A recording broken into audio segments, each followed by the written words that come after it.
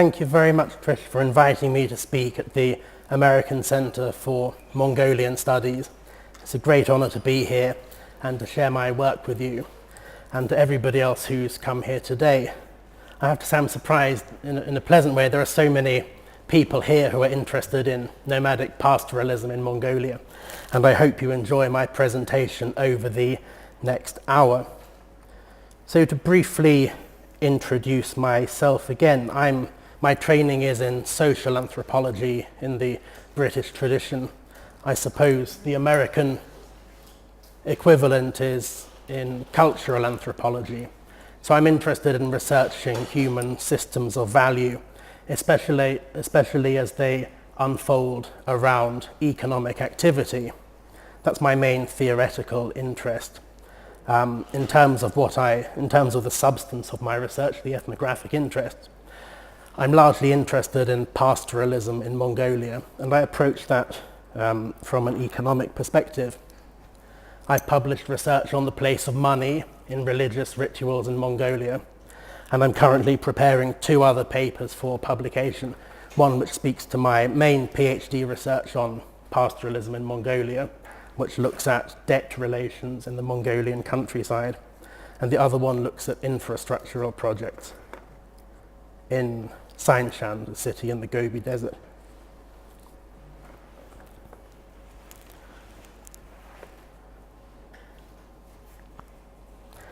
Since the end of state socialism in Mongolia, animal ownership has shifted from being largely collective-based, so vested mostly in the ownership of negtels, rural collectives, to being vested in private households. Much attention has been given to how herding households strive to increase the size of their flocks. Explanations given for the increase in the number of livestock in Mongolia are largely based on analysis of changing economic circumstances. This is the case whether the focus of such research is on social relations between herders, human-animal relations, or environmental factors. Quantity, in terms of the sizes of flocks, is framed analytically as an indicator of and response to particular economic circumstances. The paper I'm presenting today engages with this perspective, but it also examines quantitative increases in livestock from another perspective. It does so to bring out a more nuanced account of what quantity means to herders in rural Mongolia. Based on ethnography from central Mongolia, a field site I'll introduce shortly, I argue that quantity can be a means for emphasizing the intrinsic value of animals which possess particular qualities.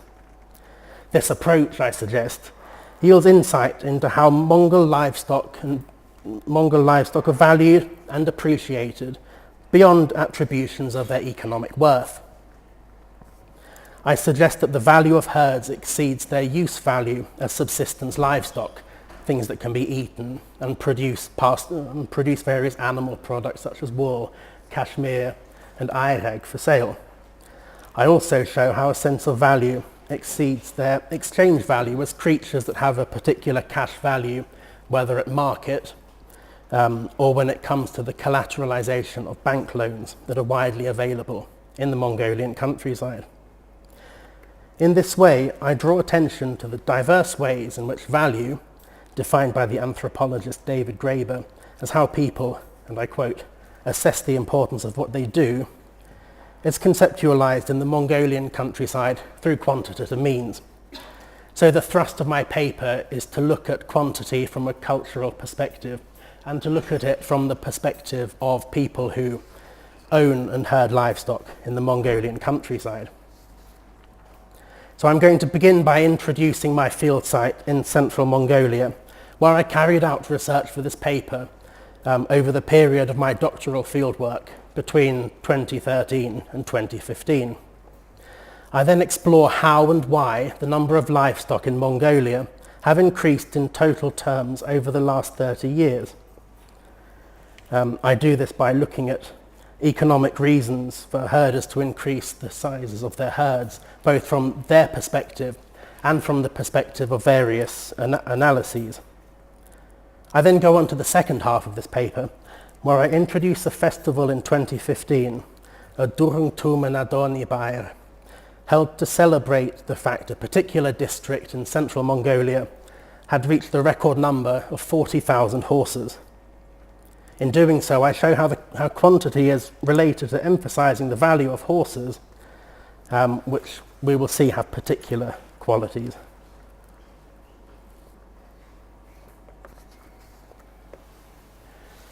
So my research has been conducted since 2013 in Erdensom, which is a relatively prosperous rural district in Bulgan provinces, within Bulgan province's boundaries.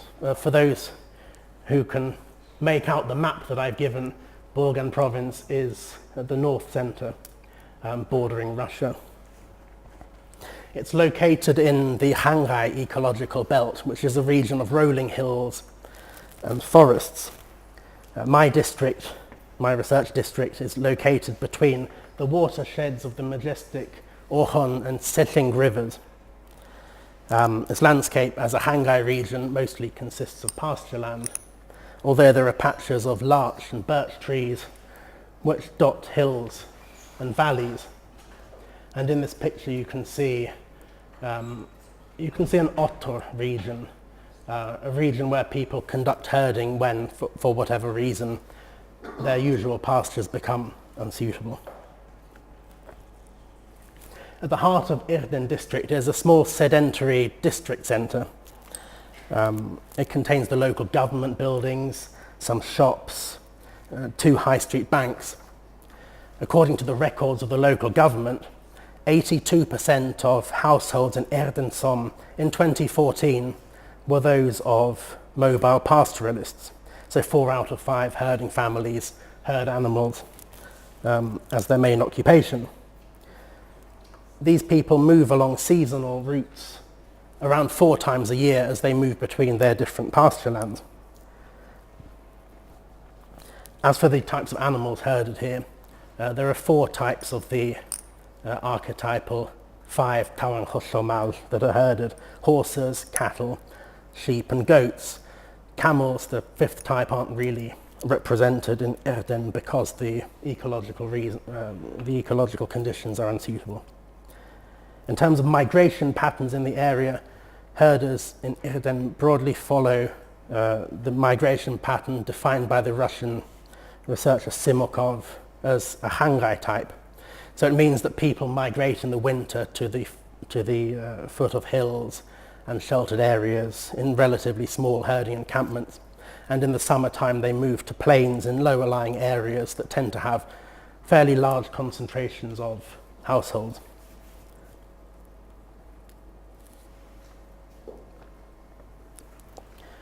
In Erden, the majority of livestock were vested in the local Aktyabrin Toya Nigdil Light of October collective between 1954 and 1991.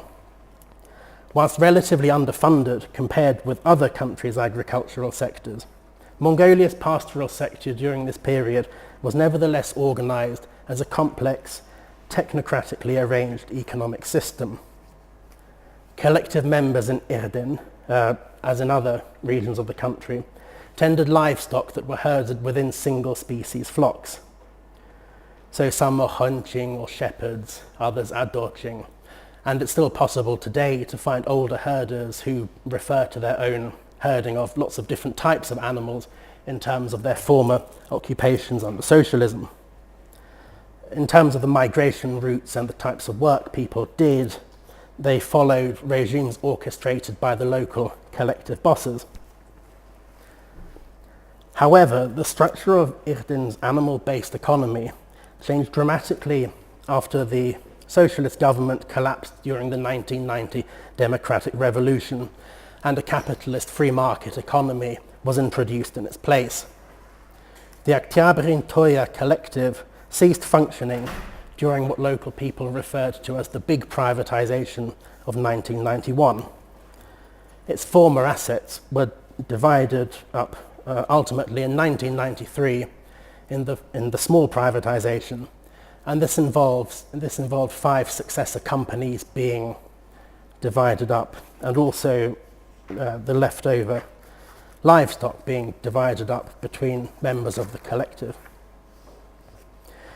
And one thing that came out of this division was the emergence of mixed flocks in Irden. So instead of herding just sheep, people would herd sheep, goats, horses, and cattle. Transferred from collective ownership into private hands, livestock were removed from older networks of labour relations in which herders were paid monthly by the Negtes authorities.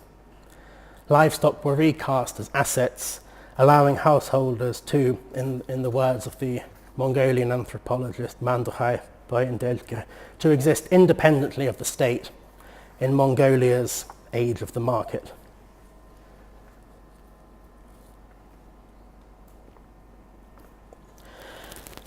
So since the privatization of livestock in the early 1990s, the number of livestock in Mongolia has overall increased significantly in total terms, although at an uneven rate. Data from the National Statistic Office, which is collected yearly, reveals how the total number of livestock in Mongolia, so that's all numbers across all categories of types of livestock, have risen from 25,890,000 in 1990 to 66,219,000 in 2017. The number of privately owned livestock has risen in all categories between these two dates, apart from camels.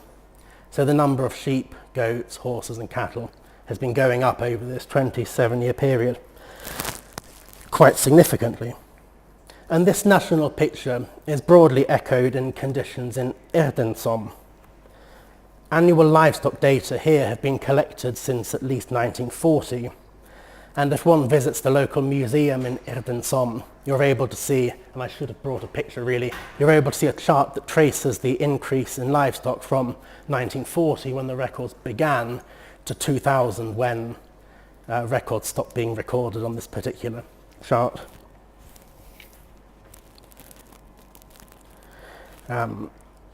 In making this observation about the total number of livestock in Irden, which have gone up from around 107,000 in 1990 to 220,000 25 years later, it's important to note that livestock are not evenly distributed between households. So the increase overall is in fairly general terms. Some households have significant numbers of livestock, the sort of upper end of the wealth category beginning at around 800 plus head, whereas others have few, 60 maybe. And as we'll see, people in that category tend to herd the livestock of wealthier herders in order to make a living. But in that context, we can also see increases in the number of horses, goats and sheep, although not cattle, because very cold winters in the early 2000s meant that the increase in the level of cattle, which was going up in line with those of other livestock, was brought to a halt. So Irden's herders use various techniques to increase the sizes of their flocks.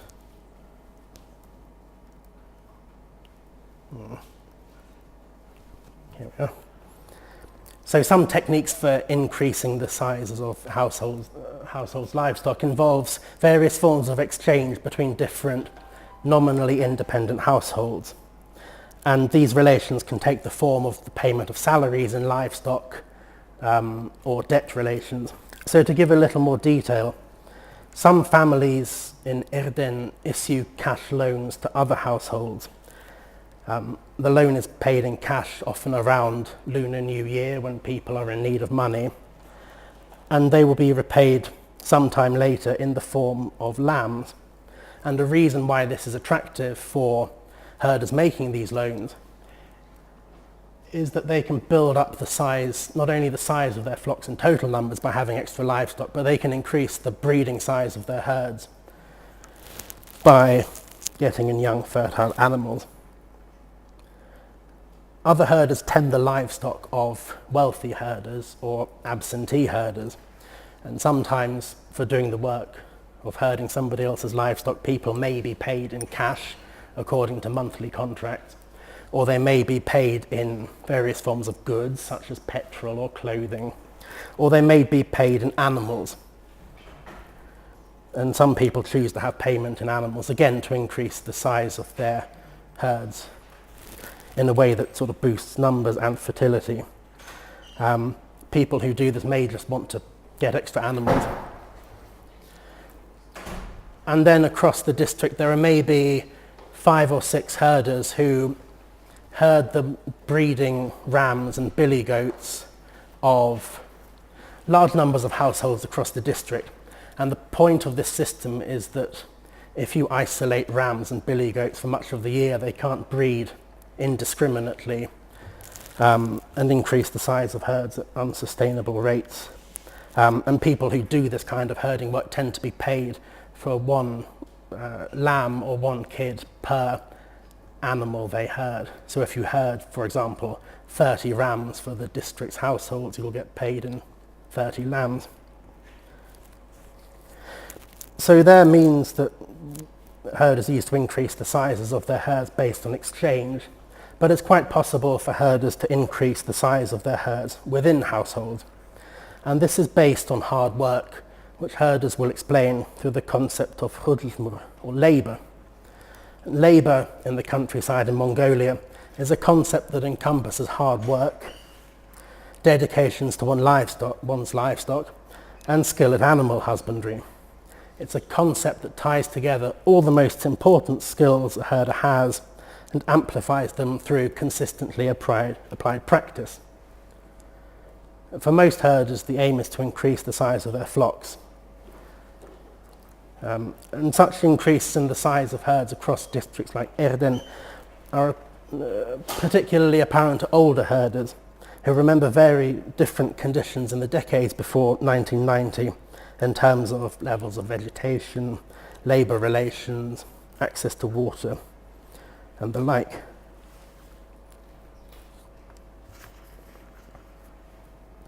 Now, the reasons for herding households wanting to increase the sizes of their flocks are numerous, and they're rooted in social and economic conditions that have emerged since 1990.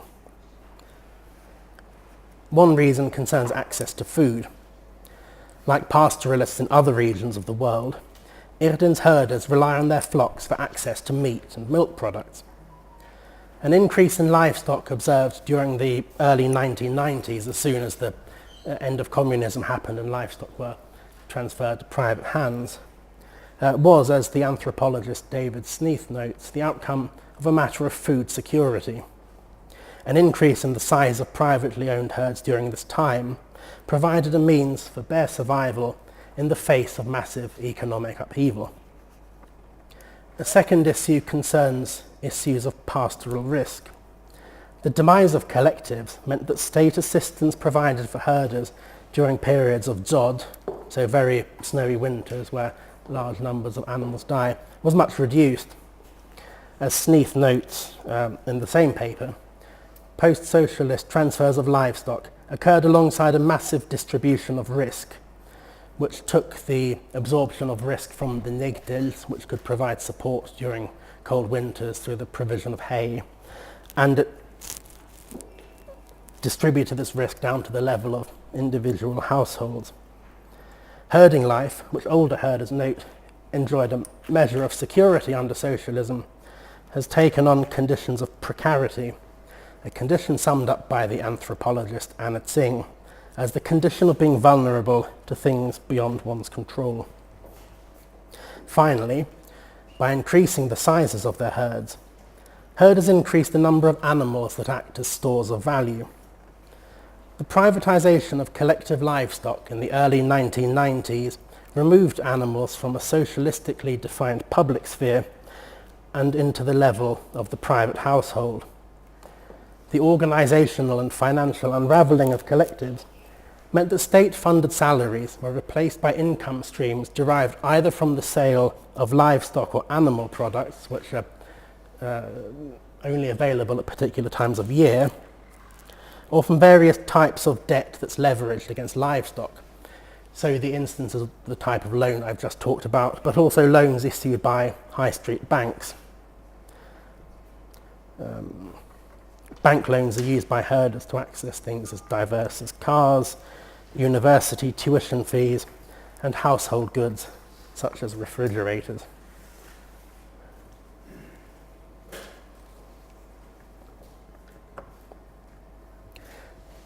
The ways in which such increases are analysed by scholars and policy experts vary depending on one's interest. A major US aid-funded study of the Mongolian Kashmir supply chain in the early 2000s, for example, noted how herders preferred to increase their goat herds by keeping these animals for Kashmir rather than selling them at relatively low prices for meat. Various researchers have noted connections between increases in the quantitative size of herds and pastureland degradation, leading to questions of the sustainability of pastoralism in some areas going forward. Yet other studies examine social relations between herding households as herders with large flocks pay others to tend their herds for them. They explore forms of wealth inequality revealed through quantitatively evaluated herd sizes, something well studied in pastoral regions spanning large stretches of the globe from Toa in Russia to Iran to Kyrgyz areas of Afghanistan, where one can observe societies in which some people have large amounts of herds and others don't, and the people who don't may be dependent in various ways on people who have large animals and can provide opportunities for employment. So the three perspectives I've just glossed on quantitative increases in herd sizes, so increased levels of ownership of certain types of livestock, the environmental impact of increases, and changing social relations brought about through increases in herds, can essentially be examined as rooted in analysis of particular economic conditions. Quality is examined as a function of economic necessity. However, other ways of looking at quantity exist in the countryside as well. These are, arguably, less well studied in recent years as attention is turned towards the issues I've mentioned above, such as rangeland degradation, debt relations secured against herds and the like. And in the rest of this paper, I'm going to explore another way in which quantity is framed. This is as a means to elucidate the intrinsic value of animals possessing particular pastoral qualities. In making this argument, I'm going to turn to the Adoni Bayer of 2015, in which quality and quantity were intimately related.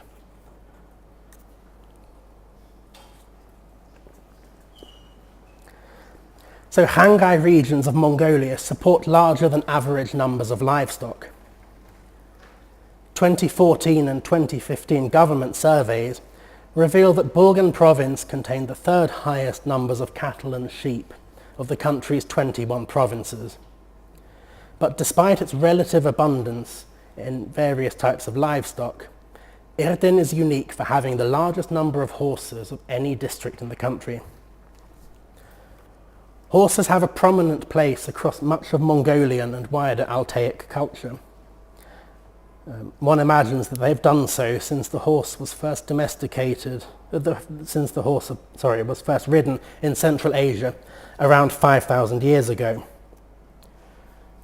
Their place in the hierarchy of domestic livestock, according to which Mongolians order the importance of the Tawang Hoshomal, is summed up by the Mongolian studies experts Jagjid and Haya as one in which the horse, and I quote, is the most prized of all animals, the leader or aristocrat.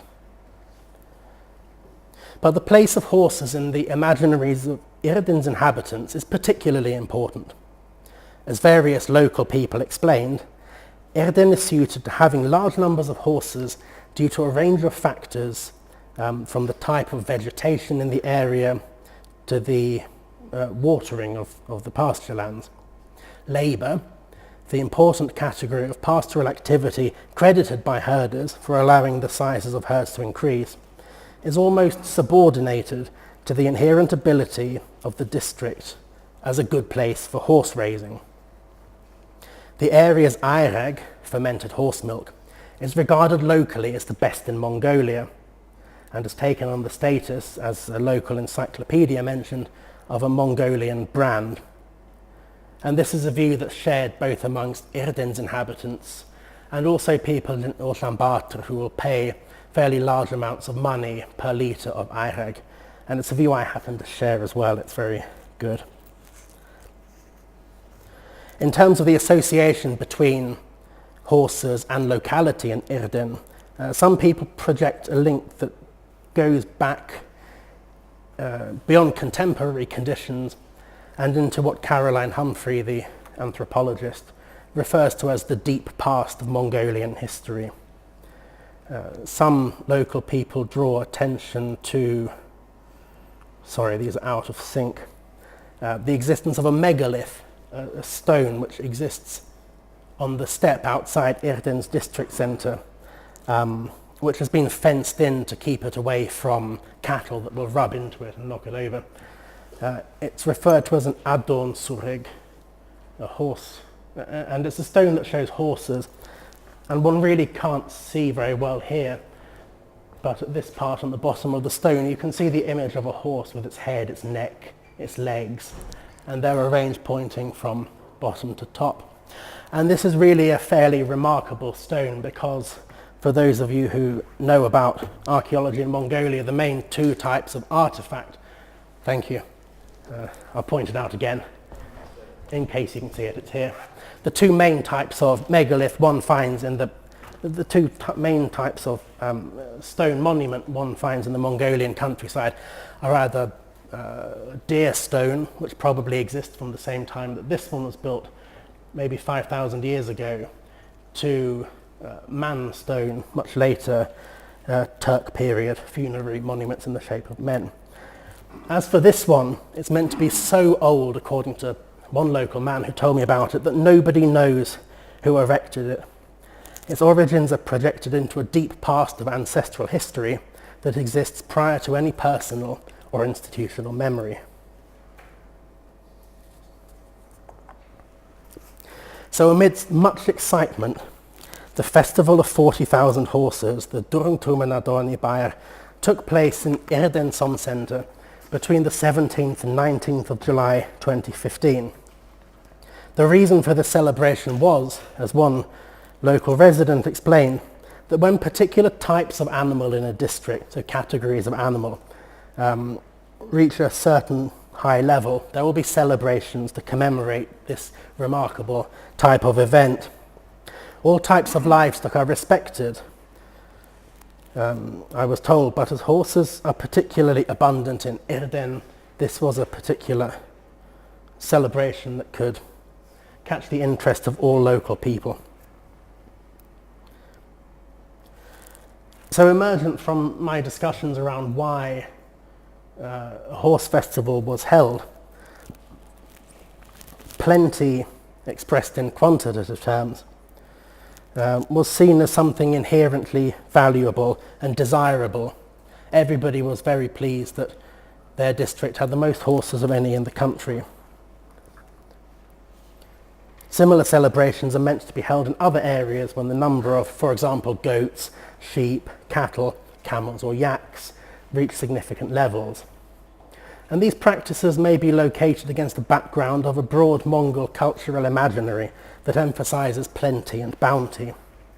The concept of hishig, discussed by anthropologist Rebecca Empson, is something that reifies abundance in the form of animal products. Amongst other things, hishig can refer to other plentiful things at hand.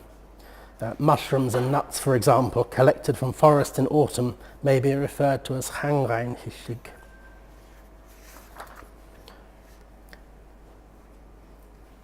But whilst concepts such as hishig are engaged within the ordinary run of herding life, the Adorni Bayer was given official sanction as a major civic event. It was legitimated, organised, nurtured and promoted by the local Som government. For this reason, there are similarities with how local and other governments in Mongolia, provincial, state, award titles to successful herders with plentiful livestock. For example, the titles of Somming sign matching upwards. Visits to the homes of such successful herders reveal large stamped and brightly coloured certificates on display to commemorate these impressive achievements. Whilst large numbers of factors are considered in assessing applications to have one of these titles, one is the size of one's flocks. The importance of the Adonyebair was such that it was timed to coincide with the 2015 district Nardam. Nardams consist of what Mongols call the three manly games of horse racing, wrestling and archery, which are held in Mongol areas of Inner Asia during summer months. As a festival that blended a civic Nardam with the commemoration of large numbers of horses, the Irden-Adoni festival was different from other horse festivals held across Mongolia, such as a Tumen-Ado Nardam held in Khinti province during winter, which is designed to boost tourism to an area during a time of year when not many people go to the countryside. Like other district Nardams, Irden celebrations commemorate Mongolia's 1921 People's Revolution and the establishment of the country's first socialist government. Organised by local officials and leaders working through an ad hoc Nardam commission, its function is officially commemorative, even though it is largely enjoyed as a sporting event and opportunity to meet friends and have a good time. Given their unique nature, the 2015 Adonyebair celebrations were much bigger than regular district Nardams. The spatio-temporal extent of the games held at venues on the edge of Irden's small sedentary district centre were stretched beyond their usual parameters. Lasting for 2 days instead of 3, the Nardam started and ended with large public celebrations held at the local culture centre. The festival was reported in national news outlets. It was attended by the 2 governors of Bulgan province and large numbers of people from surrounding areas. Amongst various sources of funding, which ranged from donations from private donors, a gift from a local coal mine, and a donation made by an association of Irden people living in the nearby industrial city of Irdenit, sponsorship was provided by a large national drinks company. Free beer and vodka were provided to festival goers from a hospitality gear, whilst police reinforcements were temporarily drafted in from surrounding districts to prevent any outbreaks of public disorder during the festival. Like other Nardams, horses had a big role at the Adonyebair celebrations. Mongol horse races, as you all know, are primarily organised on the basis of age grades. Age sequences begin with 2-year-olds, the youngest category, and end with the upper Ichnas category. The races were held across Irden's steppelands, and only the end of the races were visible to the hundreds of spectators gathered at the finishing line, which was marked out in coal dust near the road leading outwards to the north of the Somme centre. The fastest 5 horses in each race were led to the centre of the Nardam's large wrestling field, where they were sprayed with a libation of aireg and praised with the delivery of a special song.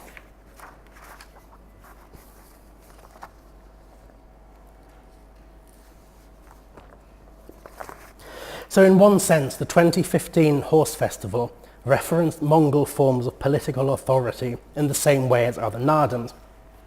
Nardams have, throughout their history, involved the embodiment of authority through the president of political leaders at the games field. And there are plentiful records of Bogd Khan, Mongolia's king in the early 20th century, attending games, Marshal Choi Balsang, the leader of Mongolia during the war period, attending Nardams, up to heads of state today who will attend the main festivals in Ulaanbaatar. Nardam ceremonies also reference political authority through being articulated within particular types of systems of time reckoning. Embodied within an official calendar that maps events of political significance onto particular dates, Nardoms are means by which the establishment of various state forms and their lasting effects are made visible to everyone in attendance. From another perspective, though, a referent of the Adoni Bayer consisted of the district's horses themselves. Without horses, the event simply couldn't have happened. Iridin's herders project numerous qualities, or chanr, onto their horses. These include perceptions of horse meat having hot qualities, which make it appropriate for consumption during autumn and winter. Nevertheless, as I observed during the time of my research, two qualities stand out as particularly highly valued. The first is huch, or strength. As in the English use of the term, this quality may be described as pragmatically framed. This is because it is impossible to frame a conception of strength purely abstracted from the practical circumstances in which it is demonstrated. Strength is a quality that allows animals to exist and thrive on the steppe during the harsh Mongolian winters and during the seasonal migration cycles when they will traverse fairly large distances. It is an exemplary form of adaptability to conditions in which livestock find themselves. Whilst all livestock are ideally strong, by which I mean all categories of livestock, the archetypal strength of horses is especially important in Iridin. And this is something that comes to attention during rituals in which foals born in a particular year are symbolically brought under the ownership of particular households through branding. When foals are branded in early autumn, marking these animals as the property of particular households, a special day is chosen for the branding ritual. Using an astrological calendar based on Buddhist chronologies, a tiger day in the first month of autumn is selected. And you can actually see all the different information on this calendar, ranging from the dates in the civil calendar to the dates in the Mongol calendar, the categorization of days according to 12 animals, and tigers are here. But aside from choosing a tiger day, particular types of coloured day are chosen, and they can be white or yellow. And here one can see a yellow tiger day highlighted in the calendar.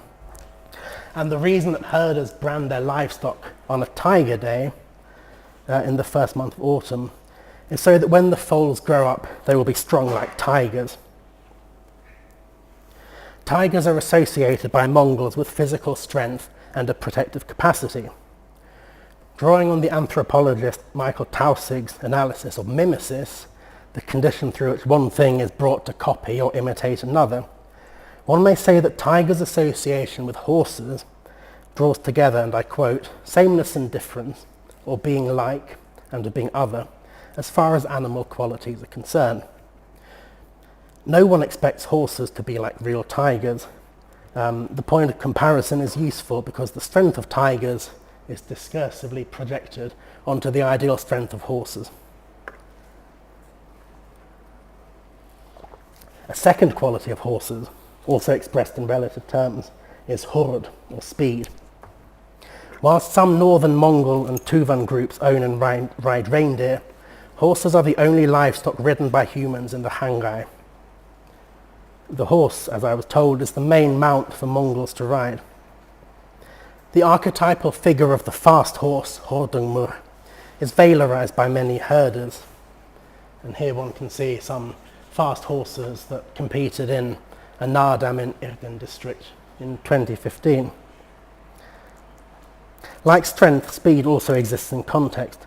Some horses are inherently fast, others are not. Some horses may be relatively fast, but perform poorly in Nardam races against faster animals. Fast horses are a topic about which countryside people become enthusiastic. It is just one type of horse amongst others, but it is respected. It can travel a good distance, I was told, and finish fast in a race. Its body is small and elegant, unlike the bigger bodies of other types of horses. In a pastoral sector with low divisions of labour, It is instructive to find a special type of occupation related to horses, that of the oyak, or racehorse trainer. In herding houses that enter horses into Naadam races, some are trained to be fast. They may be given special diets to help reach peak condition. Horse owners may commission Buddhist lamas to recite particular Tibetan sacred texts, such as the Himering Sang, to help their horses run quickly. Fast horses are also the subject of descriptions in lots of books that herding households own. Producing speed through the intersection of rider and mount, the trainer owner of a prize racehorse can win prestige and money and goods at Naadam events.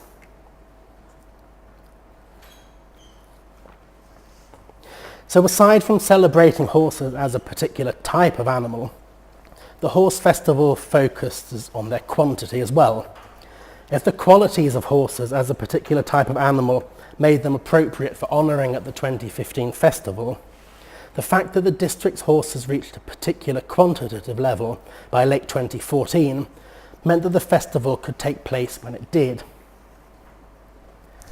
The collection of numerical data about livestock in Mongolia is, as I mentioned earlier on, a practice with a long history in the country. It is linked with political authority in various forms, part of a link between the collection of statistical data and power observed by the French philosopher Foucault and others working in the same tradition. Before the 1911 revolution that overthrew Manchu rule in the country, the Manchu and Mongol ambans, the viceroys for the Manchu emperor based in Mongolia, had the task of conducting the census of horses on Bogd-ol, the sacred mountain to the south of Urga.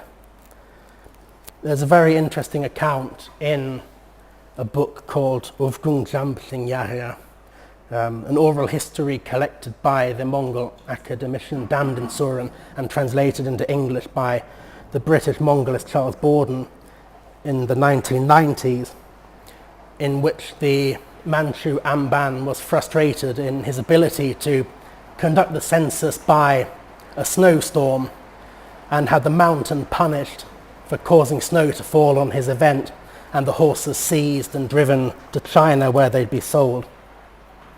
So fast forwarding 30 years to socialism, livestock censuses were carried out alongside centrally planned drives to build up the size of Mongolia's national herd after the Second World War. Mongolia provided large numbers of livestock to the Soviet Union to help in its war effort against Germany, and plans to build up the size of herds were not only to increase the depletions that occurred between 1941 and 1945, but also under Stalin's aegis to transform Mongolia into a meat-producing country that could supply the Soviet Union with meat. Today, a socialist-style concern with increasing livestock can still be discerned in how local government operates. Livestock censuses are still carried out every December, mandated by national legislation. Data gathered through such events were used to herald the beginning of the Adoni Buyer, which people were already excitedly talking about during autumn 2014. Whilst the horse festival was unique in recent years, it was not the first one to be held in Irden. Horse festivals here are held whenever their total number increases by 10,000 head. The increasing size of the district's herds are based on data running from the socialist period to data collected today. So the first festival of 10,000 horses was held in 1977 during the period of late socialism. A second festival, held when the number increased to 20,000 head, was held in 1992, 2 years after Mongolia's state socialist system ended and the area's Aktyabring Toya collective was in the process of being wound up. When the total horse herd of Irden reached 30,000 in 1999, a third festival was held to celebrate. And local people suggested that were it not for the death of large numbers of horses during Dzod, cold winters, in the early 2000s, it was likely that the 40,000 festival would have been held long before 2015. The calibration of horse numbers in units of 10,000 is culturally significant. When herders referred to the festival and in printed material produced by the local government and included on commemorative aireg vessels given to festival goers, the literal term for 40,000, Duchingmyank, was very rarely used. Instead, the number was referred to using another term, less felicitously translated into English as 4 10,000s, Durungtumen. In Mongolian, tuming, 10,000, conveys a sense of expansive quality. It is suggestive of plenty and abundance, whilst retaining the referential capacity of indicating a precise figure. 10,000 as a number is also used in this capacity in some Chinese contexts. It is used in Taoist cosmogonic texts to describe a multiplicity of things coming into being when the cosmos was born. Here, as with the use of the word tumen in Mongolia, multiplicity is suggested through enumeration. The term tumen can be preceded by the word arad to form the composite phrase arad tumen, the socialist concept of the masses held within the perspective of political discourse. Tumen can also be added before the term for a symbolic knot, ultsi, to become tumen ultsi, a knot without beginning or end. Here, number is glossed in a particular way to be suggestive of abundance in an almost qualitative sense.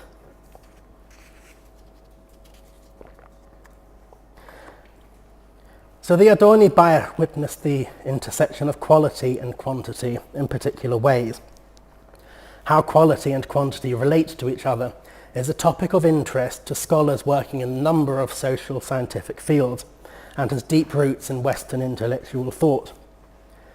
In many ways, quality and quantity have been traced as distinct categories for much of their intellectual existence. For the Athenian philosopher Aristotle, quality and quantity were, alongside others, particular categories, kategoriae, that allowed things to be made predicates of propositions. So quantity addressed numerical extension, how much of something. Quality was related to the nature of things themselves. This fairly firm distinction between quality and quantity, made by Aristotle, was echoed by the French sociologist Émile Durkheim in his introduction to the classic text, The Elementary Forms of Religious Life. Whilst Aristotle was interested in categories as framing predicates, Durkheim, who was directly inspired by Aristotle's writing, was interested in how categories of experience like quality, quantity, time and space come to be experienced in particular social contexts. Categories such as number and genus were, according to Durkheim, generated through particular forms of lived experience. This was particularly the case in religious contexts. Interrogating written accounts of Australian rituals, including the Arunta Intechuma ceremony, in which people visit sacred stones and features in the landscape that embody creative ancestors, Durkheim argued that categories of thought are not only discernible at these events, but emergent from within them. As he put it, and I quote, "They are born in and of religion, they are a product of religious thought." In the case of the Adorni Bayer, quality and quantity seem to be related to each other in rather different ways. Quantity at the Adorni Bayer, the use of the number 40,000, is not just used to describe a certain number or class of things. It is not purely enumerative, i.e. it doesn't just give an attribution of number as a referent for something. Quantity here does more than that. Quantity, I suggest, provides a means for emphasizing the intrinsic value of horses, animals that manifest the qualities discussed earlier in this paper. Quantity is a way that allows things with particular qualities to be framed in particular ways. So horses' qualities and the animals themselves are appreciated in everyday life. This happens when herders take their horses to pasture, when they sell them to traders, when they ride them across the steppe. But the Adorni Bayer was a way for horses as particular types of animals to be praised in a particular public way. The qualities of horses are deep-rooted in the local imagination. While socialism removed livestock from a public sphere and embedded them in households, the Adoni Bayer was a way in which animals could have a public level of visibility relatively unusual in the post-socialist world. The fact that the number of horses in Irdin district reached a particular numerical total meant that the festival could happen. It was a trigger for a space being opened in which large numbers of people could participate.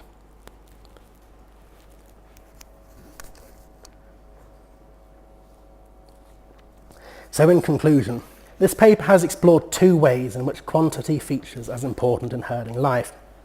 The first, as we've seen, is quantity in terms of the size of herds. Herders striving to increase their flocks to make a living in the economically precarious age of the market. Here, quantity is important in an accumulative sense. Herds may grow if herders are good, and their flocks are not depleted by dzod or through outbreaks of animal disease. The second way in which I examined quantity, in more cultural terms, was in terms of how pastoral qualities can be highlighted. Here, quantity is examined from an accumulative perspective, but it's also indexical, pointing out things beyond itself. In making this distinction, I have aimed to provide analysis of another way in which quantity is used, but this is not an end in itself. It is a means for providing a more nuanced analysis of how value is perceived, created and cultivated in the Mongolian countryside.